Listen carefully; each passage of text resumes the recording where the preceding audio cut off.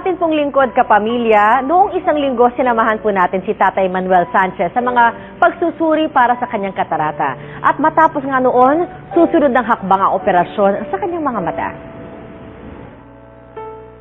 Dumating ang araw ng operasyon ni Tatay Manuel para sa kanyang katarata. Sinamahan namin siya papunta sa klinika. Ngayon, kahit pa paano, merong konting pag-asa na manumbalik po yung paningin mo. Ano po? Talagang... Ano nararamdaman? Ay, masaya. Talagang... Ang pakiramdam ko nga siyempre walang paglagyan. Ang saya ko. Thank you, Maan. Salamat po. So, ilang sandali na lamang po, mauoperahan na si Tatay, makakakita na kayo o bubuti na ang paningin ninyo. Diba? Kaya na pinagdan, ha? Ay. Pagdating sa American Eye Center, inihanda na si Tatay Manuel bago isinalang sa operasyon sa kanyang mga mata.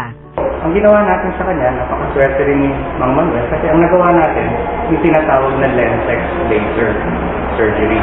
So the Lentex or the laser, the Lentex laser, ang ginagawa nun, parang siya na ngayon yung gumagawa ng opening, ng bilog na bilog, siya na rin yung gumagawa ng incision, siya na rin yung naghihiwa-hiwa ng katarata into several pieces.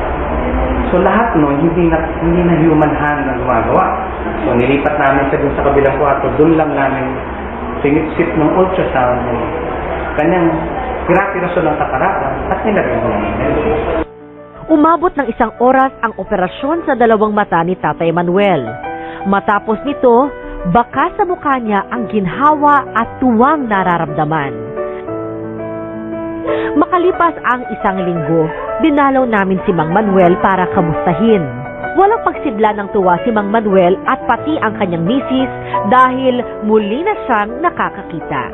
Para kung bilang sinilang. Salamat salamat, Dok. Ay, nako, nakakatuwa naman. Tatay Manuel ay nanonood ka sigurado sa amin. Hi, Tatay! Kitang-kita na tayo. At syempre, thank you very much po. Muli nagpapasalamat po kami kay Dr. Benjamin Cabrera at sa American Eye Center. Gayon din kay Dr. Willie Ong sa tulong po na ibinigay nila para kay Tatay Manuel. Maraming salamat po. Talagang partner, ang daming tumutulong kahit saan konting hiling lang natin, kalabit, talagang magbibigay ng tulong. Susunod na po sa Salamat Doc, pag-usapan po natin ang naturopathic approach sa kalusugan, partner. Makakasama naman natin si Gideong Tamateo sa pagbabalik po yan ng Salamat Doc.